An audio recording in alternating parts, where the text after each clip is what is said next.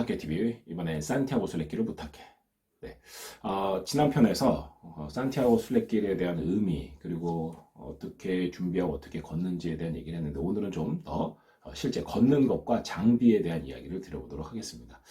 제가 여기 사진에도 보시겠지만 하루에 막 35km를 15km 배낭을 메고 잘 안 쉬고 막 거의 한 10km 한 번 쉬었나 이렇게 막 하니까 제가 나름대로 어렸을 때 특공대 나왔고 걷는 거 자신 있었는데 아직도 관절이 아파요. 그때 발에 물집 잡히고 발톱이 2개나 빠지고 막 이랬거든요. 그러니까 무리하면 바로 그 다음날 대가를 치르게 됩니다. 그래서 내가 정해진 스케줄의 어떤 페이스대로 무리하지 않고 걷는 게 제일 좋고요. 말씀드렸다시피 5, 6km를 걸으면 꼭 한 15분 정도 쉬면서 발 마사지를 신발을 벗고 잘 마사지하고 이렇게 해주는 게 가장 좋습니다. 자, 제가 굉장히 이제 무리하고 나서 보시다시피 영상에 나오고 있는데 이게 무리해갖고 이제 걷는 거는 이제 저는 여행 가실 분들에게 정보를 드리기 위해서 하는 거죠. 예. 그래서 너무 무리해서 걸으면 이제 막 어깨가 아프고 막 그래요. 배낭은 왜 좋은 거 매야 되나 이런 것도 깨닫고요. 신발은 어떻게 해야 되나 이런 걸 깨닫기 위해서 제가 어려운 고생을 사서 합니다. 물론 저녁에 저녁 식사를 3번 하기도 합니다. 정말 좋은데 가볼 만한 데 찾기 위해서. 네. 자, 그러면 시기적으로 언제 가면 좋을까요? 언제 가면? 산티아고 순례길은 기본적으로 우리나라로 기준으로 여름에 가까운 봄, 가을에 가시는 게 제일 좋다. 여름에 가까워 좀 덥거든요. 더우면 힘들고 또 사람도 많기도 한데 그 전에 가면 좀 쾌적한 날씨입니다. 낮에는 좀 덥고 저녁에 조금은 쌀쌀하겠지만 그래도 가장 쾌적한 날씨입니다. 그래서 굳이 날짜를 구분 짓자면 4월 중순 이후에 출발해서 가시고 늦어도 5월 내에 출발해서 걸으시면은 이제 6월 뭐 중순께 이후에는 끝나겠죠. 이 정도 좋고 가을철에 가신다 그러면 이제 9월 달에 출발을 하기 시작해서 한 늦어도 10월 초까지는 출발을 마치시는 게 좀 좋은 편입니다. 자, 그 외에 이제 겨울철은 좀 많이 어려워요. 눈이 오기도 하고 피레네 산맥 넘을 때 특히 좀 위험하기도 하고 중간에 눈이 많이 오면 나이가 있으신 분들은 굉장히 고생합니다. 그래서 겨울철은 권장드리고 싶지 않습니다. 여름 7, 8월은 전 세계에 여름방학이라는 게 존재해서 젊은 친구들이 많이 와요. 그래서 길에 사람이 엄청 많은 거 플러스 걸을 때 더워서 힘들기도 하고 이런 점들이 있어서 여름은 이제 사람 숫자와 그다음 더위 이런 걸로는 조금 피하면 좋고요. 학생들이라면 뭐 방학 때 가야 되니까 간다면 겨울 방학이 아닌 여름 방학을 많이 권장드리고 싶긴 합니다. 자, 여름 방학은 아무래도 더우니까 배낭이 가볍죠. 그러니까 직접 메고 걷는 사람들에게는 여름에 여행하는 것도 괜찮습니다. 다만 공립숙소, 공립알베르게라는 곳에 숙박할 때는 선착순인데 막 자리가 없어서 그냥 깔개 깔고 길에서도 자고 이런 일이 벌어집니다. 가기 전에 이제 챙겨야 될 준비물들인데요. 준비물들 중에서 이제 유난히 신경 써야 되는 것 몇 가지를 좀 먼저 말씀을 드려보겠습니다. 첫째는 등산화예요, 등산화. 등산화라고 하지 않을게요. 트레킹화인데 트레킹화가 등산화 유형으로 분류되는 게 있고 다시 트레킹화가 운동화 유형으로 분류되는 게 있습니다. 일반적으로 우리가 가는 길이 그렇게 험하고 힘든 건 아니라서 좀 가볍게 방수가 되는 게 중요하거든요. 방수가 되면서 가볍게 내가 걸을 수 있게 트레킹화 중에 운동화 유형을 선택하는 것도 괜찮다고 저는 생각됩니다. 물론 이제 등산 전문점을 가면 이제 바닥에 심이 있다 그러죠. 이렇게 딱딱한 이런 걸 많이 권장드리는데 이 딱딱한 게 생각보다도 힘들 수 있어서 좋은 거는 그러니까 평소에 신어서 가장 편안한 등산화를 신고 가는 게 트레킹을 신고 가는 게 좋습니다. 그 다음에 이제 배낭 그리고 이제 침낭인데요. 이 하나하나 좀 따로 얘기 나눠보고요. 또 하나는 비가 올 때 대비해서 판초우이를 가져갑니다. 이 판초우이도 잘 선택해서 가시면 좋은데 판초우이는 기본적으로 이제 머리에 뒤집어 쓰는 거잖아요. 이렇게 뒤집어 쓰는 건데 배낭까지 뒤집어 쓸 수 있게 좀 넉넉히 큰 사이즈를 이용하시는 게 좋고 그 다음 판초우이는 이렇게 팔이 있는 게 있어요. 팔이 없이 그냥 구멍으로 손을 빼는 이런 거는 좀 별로고요. 팔을 옷 입듯이 끼는 이런 판초우이를 쓰시는 게 좋습니다. 자, 그럼 이제 본격적으로 한번 볼게요. 스틱. 우리 스틱은 평소에는 안 쓰셨다 그래도 이 순례길 갈 때는 꼭 가져가시는 거 권장드립니다. 많이 걷다 보면 어디가 아플 수 있거든요. 특히 다리, 무릎 이런데, 뭐 발 이런데 아프면 이 스틱에 의지하는 게 확실히 좋고요. 그리고 오르막길 올라갈 때 또 내리막길 내려갈 때 이 무릎이나 이런데 하중을 많이 줄여주기 때문에 스틱은 저도 다른 데는 한 번도 안 써봤어요. 순례길에서는 꼭 사용 권장드립니다. 자, 배낭은 이제 기본적으로요, 이제 좀 뭐 유명 브랜드 좋은 배낭을 쓰라고 하는데, 제가 봤을 때는 뭐 그 브랜드도 물론 의미가 있는데, 좋은, 뭐 소위 이제, 유명 브랜드들은 수납이 되게 잘 돼 있어요. 이제 그게 있는데, 기본적으로 요 사항만 체크하시면 될 것 같아요. 자, 일단 어깨에 앞가슴끈이 잘 돼 있나? 앞가슴끈이 왜 중요해요? 이거를 꽉 조이면 어깨끈이 안쪽으로 들어오니까 안쪽 어깨에 이제 무게를, 압력을 받고요. 그러다가 좀 옆으로, 좀 바깥으로 해서 골고루 어깨에 눌리는 부위를 조절할 수 있기 때문에 앞가슴끈이 굉장히 중요합니다. 자, 두 번째는 허리의 벨트입니다. 허리 벨트. 허리 벨트가 중요해요. 허리가 고정되어 있지 않으면 배낭이 막 흔들리죠. 그러면 걸으면서 막 허리가 아픕니다, 결국에. 다리가 아픈 게 아니라 나중에 허리가 아파서 나이 드신 분들 고생하거든요. 그래서 허리는 딱 잘 조일 수 있는 허리 벨트가 있어야 되고요.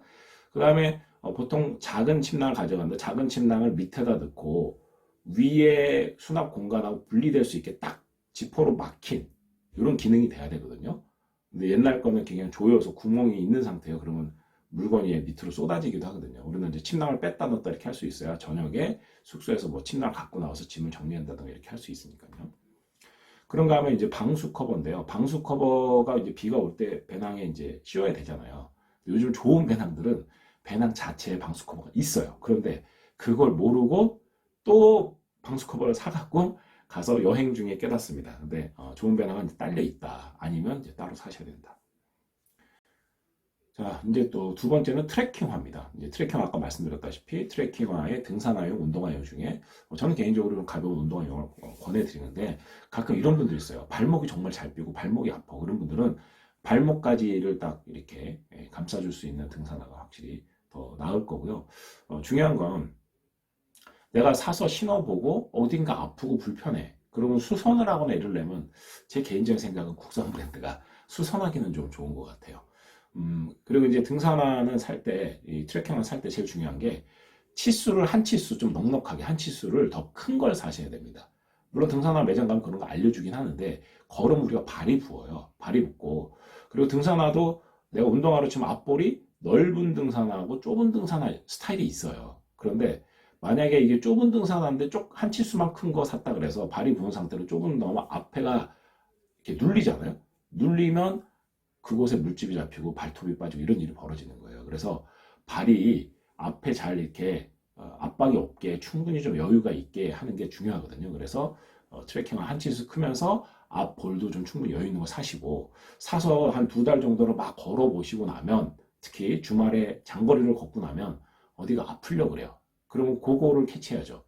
우리가 어디가 아프려고 그러다 그러면 그게 벌써 문제 있는 거니 그러면 바로 매장에 가서 볼을 늘려주세요. 사이즈를 키워주세요. 그걸 막 잡아 늘려주는 서비스도 있고 복숭아뼈에 이제 막 저 같은 경우 복숭아뼈에 그 신발 위에가 막 다 갖고 아픈 거예요. 그러면 이제 고기를 오히려 뭐 잘라서 줄여주기도 하고 뭐 이런 것도 있어요. 그래서 수선을 할 수도 있습니다. 근데 중요한 거는 어쨌든 여유가 있게 잘 맞는지를 확인하는 거고 그렇게 편안하게 신고 다니셔야 됩니다.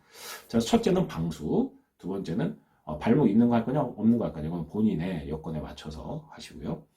두 달 전부터 걷기 시작하셔야 되겠다. 그리고 국산과 수입 중에 저는 개인적으로 국산을 좀 권장해 드립니다. 자, 이제 세 번째는 침낭인데요. 침낭 너무 비싼 거는 필요 없는 것 같아요. 근데 인터넷 뒤져보시면 토탈 중량이 한 800g 정도 되는 거. 이 정도면 괜찮습니다. 그리고 날씨가 추울 때가 아닌 때 가시는 분들은 침낭의 어떤 보온성 이것까지 너무 신경 쓰시지 않아도 됩니다. 우리가 일반적으로 알베르게 숙박하면 뭐 시트나 이런 거 줘도 결국에 이제 이불은 내 침낭을 덮고 자는 침낭에 들어가서 자는 이런 걸 많이 하시거든요. 그래서 좀 가벼운 거 침낭 비용 아끼려고 좀 너무 무거운 거 뭐 1.4kg, 3kg 이런 거 가져가시면 힘듭니다. 부피가 또 크거든요. 그래서 경량을 가져가시고 너무 비싼 무슨 뭐 유명 브랜드 경량 침낭은 우리가 뭐 어디 막 뭐 안나푸르나 뭐 어디가 뭐 K2 막 히말라야 막 이런 거 막 등반하는 거 아니거든요. 그죠? 네, 그래서 너무 비싼 거 사지 마시고 제가 볼 때는 그냥 뭐 한 5, 6만 원 안팎대 이 정도 사시면 될 것 같아요.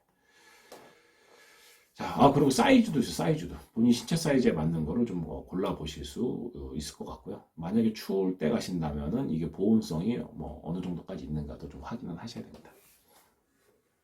자, 이제 숙소에 대한 이야기인데요.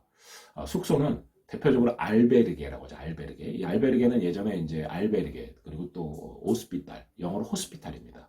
순례자들이 걷다가 힘들고 지치고 또 치료를 받아야 되니까 이제 병원과 보호소 역할을 했던 것에서 유래한 겁니다. 그래서 알베르게와 오스피탈이라는 게 있습니다. 동네 이름도 오스피탈이 있어요. 자, 어쨌든 이 알베르게에 이제 숙박을 하는 건데, 공립 알베르게 굉장히 오래되고 멋진 그런 건물들에 있어서 멋지긴 한데, 이 공립은 진짜 쌉니다. 5유로에서 뭐 10유로 이내 되니까 정말 싸죠. 하루에 뭐 돈 많아 안 하는 숙박비지만 선착순입니다. 예약이 되잖아요. 그리고 선착순인데 와서 특히 따뜻할 때 수많은 순례자들이 뭐 심지어는 그 침대가 한 방에 거의 뭐 100개 가까이 이렇게 막 있는 데도 있어요. 그러니까 그런데 막 여러 사람이 묵으면 어때요? 결국 습하고 청결하지 않고 이러면 빈대가 생기죠. 베드버그. 빈대 물려 고생을 많이 합니다. 그래서 조금 뭐 여유가 되시면 공립 말고 사립 알베르게를 이제 그때그때 예약을 해서 하시는 것도 되고, 물론 이제 저희가 다 예약해드리는 서비스도 있어요. 그런 걸 이용하시는 거 많이 권장드리고요. 어쨌든 도미토리 여럿이 같이 묵는 방이 있고, 그 다음에 프라이빗 룸을 쓰는 경우 있어요. 프라이빗 룸은 당연히 더 비싸지겠죠. 일행이 있으시면 일행들이 같이 프라이빗 룸을 쓰시면 되는데 2인실, 뭐 3인실, 4인실, 5인실 이런 게 있거든요. 예, 그런 걸 또 쓰시면 됩니다. 공용 주방에서 또 음식 같은 거 해 먹을 수 있습니다. 생각보다 중간에 여행하다가 중간중간 뭐 컵라면, 볶음밥 이런 것들을 우리 마트에서 레토로 식품을 사갖고 해먹는 게 굉장히 또 힘이 나기도 합니다. 공립 알베르게가 있는가 하면 사립 알베르게 중에는 굉장히 깨끗하고 좋은 데도 있다고 제가 말씀드렸죠. 그런 것들을 잘 이용하시는 것도 좋습니다. 그리고 처음에 이제 도착하시면 순례자 여권을 만듭니다. 근데 만약에 내가 일정상 처음에 도착해서 순례자 여권 만들 시간이 잘 안 될 것 같다.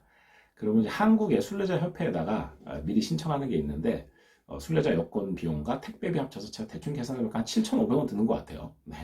근데 현지에 가는 게 2유로니까는 뭐 한 2,600원 이 정도면 이제 만들 수 있고요. 또 거기서 만드는 것도 의미가 있으니까 되도록이면 가서 만드시고, 만약에 시간적으로 도저히 여유가 없겠다 싶으면은 그냥 하시면 됩니다. 순례자권 산티아고 데 콤포스텔라는 순례자 사무실을 가면 돼요. 그런데 만약에 그런 데가 아닌 곳은 보통 공립 알베르게나 이런 공립이나 그런 곳들을 찾아서 가서 발급을 받으면 됩니다. 순례자 여권은 또 그 많이 스탬프 찍는 곳이 많이 있는 것들을 살 수도 있고, 또 쓰다가 다 찍으면 또 사도 됩니다. 우리가 순례자 여권에다가 세요라 그래서 인장을 찍거든요. 인장을 찍는데 이제 이런 것은 실제로는 내가 이제 이런 걸 했어라고 해서 우리는 즐겁게 하지만, 예전에는 이렇게 유배를 보낸다 그러죠. 종교적으로 좀 죄를 지면 유배를 보내는데, 그때 거의 뭐 가죽 샌들에 지팡이 짚고 떠나는 거잖아요. 그래서 네가 거기까지 갔다 오라는데, 심지어는 벨기에부터 산티아고 데 콤포스텔라까지 갔다 와라. 그럼 갔다 왔는지 확인해야 되잖아요. 그래서 순례자 여권을 만들어주고 그 마을마다 있는 세요라는 인장을 찍어서 오는 거였습니다. 어떻게 보면 죄가를 제대로 치렀는지에 대한 숙제검사 같은 그런 기능을 했던 건데, 지금은 우리가 재미있게 하고 있고, 우리나라에서도 뭐 둘레길 이런 데 스탬프 찍는 거 하잖아요. 그런 게 거기서 유래가 됐습니다. 그래서 순례자 여권을 만들고 이런 것들 하나하나 스탬프 찍는데, 스탬프 찍는 거는 공립 뭐 알베르게에서만 찍는 거 아니고요. 대부분 요즘은 관광객들이 많이 오니까 다 이런 것들을 준비해서 웬만한 뭐 숙소, 그다음에 뭐 식당 이런 데서도 세요를 많이 찍을 수 있습니다. 그래서 내가 뭐 많이 찍겠다 그러면 한 도시에서도 막 10개 찍고 이렇게 할 수 있는데, 본인이 적절히 잘 하시면 좋을 것 같아요. 그리고 또 음식들은 어떤 게 있는지 한번 또 알아보도록 하겠습니다. 빠에야라는 음식이 있고요. 빠에야. 이게 일종의 그 해산물 얼큰 볶음밥 이 정도 되는 거. 이런 것들도 걷다 보면 낮에 제대로 된 점심 식사를 먹기가 좀 애매한 때가 많아요. 그래서 대부분 바를 이용한다. 바. 정식 식당은 재밌는 게, 우리는 아침 일찍 출발하니까 보통 오전 11시부터 12시 사이 엄청 배고프거든요. 그런데 정식 식당들은 막 2시에 주방을 문 열어서 요리사가 요리를 하기 시작하니까 제대로 된 식사 먹기 어렵죠. 그래서 바는 보통 아침부터 저녁까지 하거든요. 바에는 이미 만들어져 있는 음식을 데펴주거나 그냥 잘라주거나 이런 또띠아 이런 것들을 먹을 수가 있고요. 뿔뽀라는 문어 요리도 있고요. 그다음에 이제 또띠아는 감자 으깬 거하고 계란하고 이렇게 만든 것도 있고, 랩처럼 싸갖고 먹는 것도 있고요. 제가 먹었던 가장 뭐 맛있었던 거는 스페인 포르투갈에서 그 군밤이 너무 맛있었어요. 그래서 중간에 힘내기 위한 볶음밥, 컵라면 이런 것들도 있죠. 그리고 순례자 메뉴라는 게 또 있습니다. 그래서 보통 한 10유로 이내로 해서 코스 메뉴를 굉장히 맛있게 잘 주는 것들도 있어서 레스토랑 잘 찾아 들어가면 맛있게 이런 것들을 먹을 수 있으면서 점심을 좀 간단하게 먹고 다 걷고 나서 저녁을 좀 잘 먹고 이 정도 합니다. 그래서 뭐 실제로 우리가 순례자가 순례길에서 얼마 정도 쓰냐 그러면 뭐 숙박비는 편차가 있죠. 아까 공립을 가면 한 돈 만 원, 사립을 가면은 뭐 한 2, 3만 원대까지도 갑니다. 2, 3만 원대도 될 수 있고요. 물론 뭐 이제 한 15유로만 돼도 깔끔한 데가 많이 있는데 이건 좀 미리 예약하거나 이런 거 하면 한 2, 3만 원 정도 하고요. 그리고 내가 그냥 좀 대도시 호텔 같은 데 묵고 싶어. 그러면 뭐 1박에 그 룸 비용이 방 비용이 한 뭐 10만 원 넘어가겠죠. 이런 데는 둘이 갔을 때 1인당 뭐 5, 6만 원이지만 그 정도 할 겁니다. 그럼 이제 먹는 거는 점심은 보통 아무리 뭘 먹으려고 그래도 만 원 쓰기 힘들고요. 저녁 좀 잘 먹었다 그러면은 한 3만 원 정도니까 평균 하루에 한 여유롭게 잡아도 평균 하루에 30유로 정도면 생활비가 충분합니다. 그래서 이 산티아고 순례길이 굉장히 좀 저렴하게 여행을 하실 수 있는 곳입니다. 와인이 굉장히 싸요. 그리고 아시다시피 스페인, 포르투갈이 와인의 강국이잖아요. 그래서 맛있는 와인들을 저렴한 가격에 먹을 수가 있습니다. 자, 이제 산티아고 순례길에 대해서 쭉 설명을 드렸는데 제가 어떤 길에 대한 의미나 그 코스에 대한 설명은 이 영상에서 또 길게 드리기는 좀 어렵고요. 궁금하신 것들은 얼마든지 말씀드리고 만약에 3번 정도로 잘라서 간다 그러면요. 생장 피드포르에서 부르고스라는 데까지를 한 코스로 여행 갔다 오시고 두 번째 갔을 때 부르고스부터 라바넬 델 까미노라는 데를 한번 갔다 오시고 마지막에 라바넬 델 까미노에서 산티아고 데 콤포스텔라에서 이렇게 3번 아니네요. 3번 네, 3번을 나눠서 갔다 오시는 것도 굉장히 좋은 방법입니다. 자, 이제 마지막으로 제가 목적지에 도착하는 영상을 같이 한번 보겠습니다. 산티아고 데 콤포스텔라. 드디어 산티아고 데 콤포스텔라에 도착했습니다. 지나오는 길에 수많은 다른 성당을 보고 여긴가 보다 했는데 아니었습니다. 바로 여기. 역시 사이즈가 다르고 사람이 다르네요. 와우.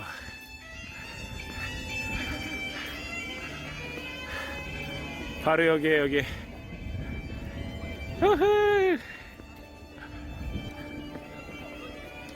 다 왔어.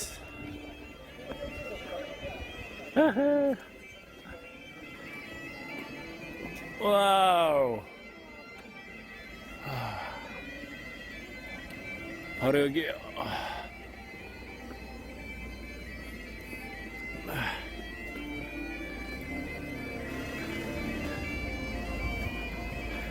저는 여기에 우리 마리아 씨랑 같이 도착했어요. 본인의 생일 선물로 산티아고 순례길을 걸었다고 합니다. 마지막 날 우연히 만나서 같이 걸어왔어요.